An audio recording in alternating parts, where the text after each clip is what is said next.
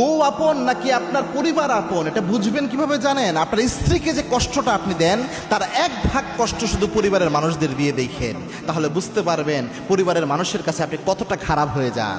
অথচ আপনার স্ত্রী আপনার কাছে কত কষ্ট পায়, কত অবহেলা পায়, তাও আপনার কাছে পড়ে থাকে, তাও আপনাকে ভালোবাসে, সব ভুলে যেয়ে আপনাকে আগলে নেয়।